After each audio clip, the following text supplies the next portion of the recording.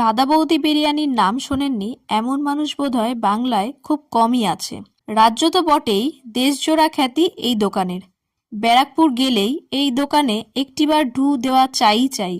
কত দূর দূরান্ত থেকে মানুষ এই দোকানে তাদের জনপ্রিয় বিরিয়ানির স্বাদ নিতে আসেন। কিন্তু এই দোকানের নাম এমন অদ্ভুত কেন? কারাই বা এই আসল দাদা বৌদি? এবার এই সমস্ত উত্তর পাওয়া যাবে দাদাগিরির মঞ্চে।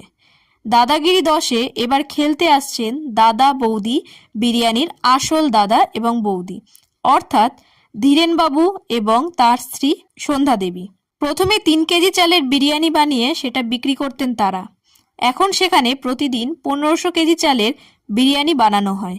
এই দোকানের স্রষ্টা ধীরেনবাবু তার স্ত্রী সন্ধ্যা দেবীকে পাশে নিয়ে এদিন বলেন, আমরা মানুষকে ভালোবেসেছি, তারাই আমাদের নাম দিয়েছেন দাদা বৌদি।